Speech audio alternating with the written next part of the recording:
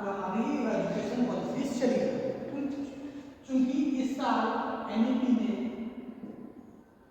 NEP 2020 के अंतर्गत new education policy 2020 के अंतर्गत जो सिस्टम चालू हो रहा है उसको हम सेमेस्टर सिस्टम कहते हैं। सेमेस्टर सिस्टम के अंतर्गत जो बांटा गया है उसमें फर्स्ट सेमेस्टर के अंतर्गत आपके इतिहास के सिलेबस में एशियन हिस्ट्री, इसको हम हिंदी में कहेंगे प्राचीन भारत का इतिहास, ठीक है, प्राचीन भारत का इतिहास, ठीक, आपके सिलेबस में आता है प्राचीन भारत का इतिहास। तो प्राचीन भारत का इतिहास स्टार्ट कहाँ से होता है? प्राचीन भारत का स्टार्ट शुरू होता है जहाँ से इतिहास की शुरुआत होती है, ठीक। इससे पहले हम आपको थोड़ी सी चीज और डिस्कस कर रहे हैं क्या कि इतिहास, अगर हम इतिहास को देखें तो इतिहास को मुख्य रूप से 3 भागों में डिवाइड किया जाता है। 3 भागों में डिवाइड किया जाता है उनकी संस्कृति के साथ। किसके हिसाब से? संस्कृति के साथ। संस्कृति के हिसाब से 3 भागों में डिवाइड किया गया। पहला क्या है? पहले को हम कहते हैं प्रागैतिहासिक काल। क्या कहते हैं? प्रागैतिहासिक काल, ठीक। दूसरा जो पार्ट आता है उसको हम कहते हैं आद्य इतिहास। क्या कहते हैं? आद्य ऐतिहासिक काल, ठीक है। और तीसरा जो आता है उसको हम आधुनिक इतिहास के नाम से भी जानते हैं। आधुनिक इतिहास के नाम से जानते हैं, ठीक। अगर हम इंग्लिश में बात करें तो इस काल को हम अंग्रेजी में प्री हिस्ट्री कहते हैं, इसको आद्य इतिहास में पोस्ट हिस्ट्री कहेंगे,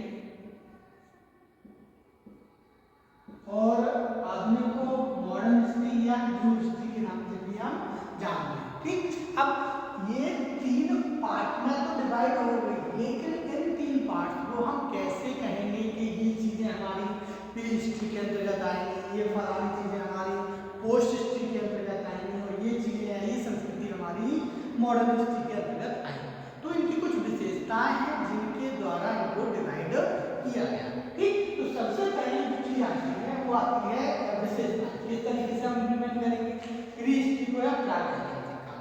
तो प्रागैतिहासिक काल वो काल या वो एरा है जिस दौरान या जिस टाइम पीरियड या जिस काल में लोगों को लिपि का ज्ञान है।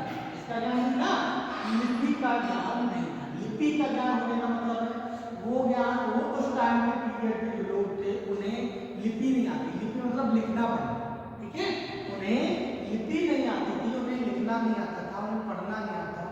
उस टाइम पीरियड के लोगों के जो साक्ष्य हमको प्राप्त हुए हैं उनमें लेखन कला या उनके पढ़ने की किसी भी कला का विकास होना नहीं पाया।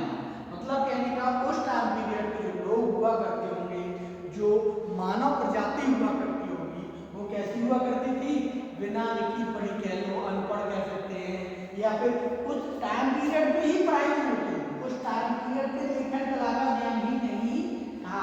उस टाइम पीरियड पे कोई भी लेखन कला से परिचित नहीं था। जब लेखन कला से परिचित नहीं होंगे तो बिना लेखन कला का ही कार्य कलाकृतियों द्वारा किया जा सकता है या अदर थिंग्स के अलावा किया जा सकता है, ठीक है ना। प्री हिस्ट्री में हम उसी टाइम पीरियड को पढ़ेंगे, उसी टाइम पीरियड को डिनोट करेंगे, क्लियर है। अब आते हैं हम पोस्ट हिस्ट्री या आद्य ऐतिहासिक टाइम पीरियड। जब हम आद्य ऐतिहासिक टाइम पीरियड पर आते हैं तो इस टाइम पीरियड में या इस काल में, इस एरा में हम उन सारी चीजों का उपयोग करते हैं, उन सारी चीजों के बारे में जानकारी प्राप्त करते हैं, वैसा इतिहास पढ़ते हैं जिस इतिहास में लोगों को लिपि का ज्ञान तो था, मतलब जो पढ़ना लिखना है हम लोग जानते थे, करते थे, लेकिन उनके द्वारा क्या लिखा गया वो आज तक हमारी समझ से परे है। मतलब हम उसको समझ नहीं पाए हैं, ठीक।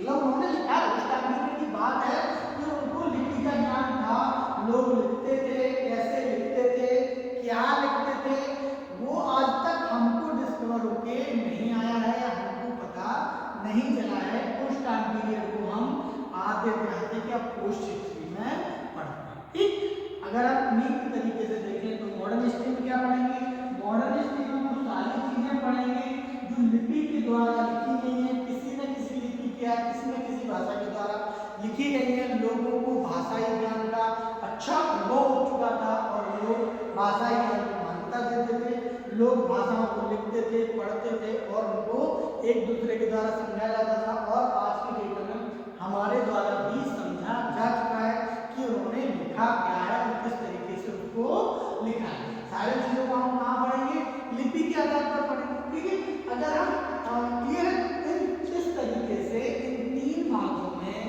पूरी हिस्ट्री को डिवाइड किया गया है। ठीक, अगर हम टाइम पीरियड की बात करते हैं जैसे कि प्रागैतिहासिक काल का या प्री हिस्ट्री का टाइम पीरियड, तो इस दौरान क्या था, इस दौरान आपको मुख्य रूप से पढ़ने को मिलेगा स्टोन एज। क्या मिलेगा, स्टोन एज। स्टोन एज का मतलब है पाषाण काल या पत्थर काल या पत्थरों का काल, हिंदी में कहते हैं इसको पाषाण काल।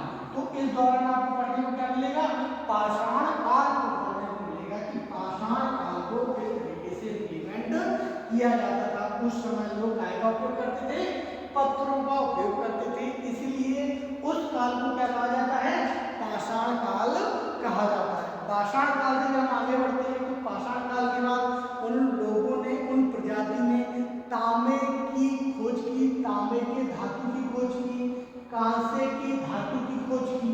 तो उस टाइम पीरियड के बाद जो टाइम पीरियड आता है उनको हम ताम्रकाल के नाम से या कांस्यकालीन के नाम से भी जानते हैं। और उन कांस्यकालीन और ताम्रकालीन के बाद एक और टाइम पीरियड आता है जिसको हम क्या कहते हैं, जिसको हम कहते हैं लौहकालीन। क्या कहते हैं, लौहकालीन। कहने का मतलब है जब हमारे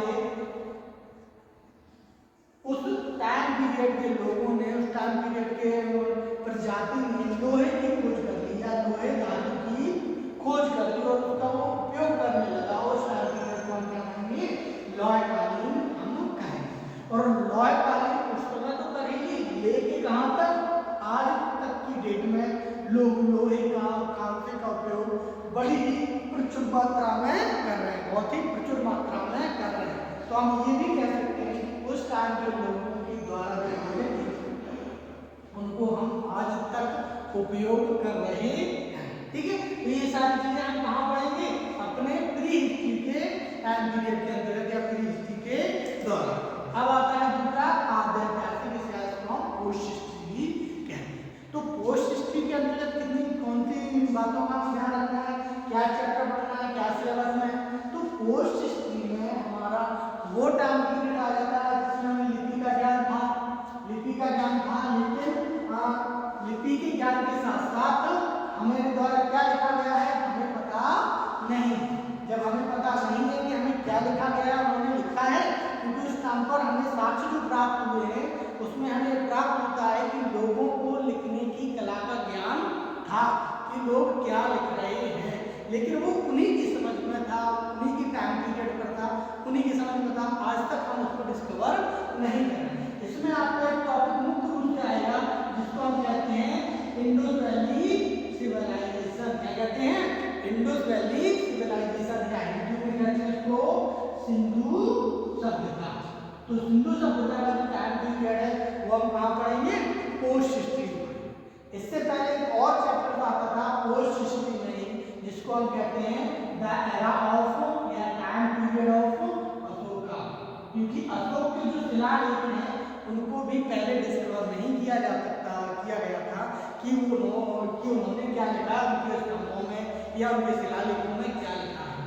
इसके बाद एक इतिहासकार आए हैं, उनका नाम है जेम्स प्रिंसेप। उन्होंने बताया, उन्होंने डिस्कवर किया कि उनके उसमें क्या लिखा है, तब जाके हमको पता चला।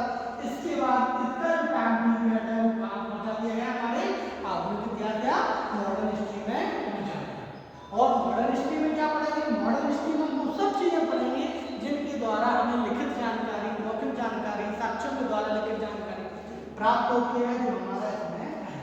अगर हम आपके टाइम पीरियड की बात करते हैं तो आपके टाइम पीरियड में एशियन हिस्ट्री में ये सारा पीरियड आएगा, ये सारा पीरियड आएगा, थोड़ा सा पीरियड आधुनिक हिस्ट्री का भी आएगा। ये सारी चीजें हम आपके सिलेबस के अनुसार पढ़ेंगे, सारी चीजें हम आपके सिलेबस के अनुसार कंप्लीट करेंगे। Thank you.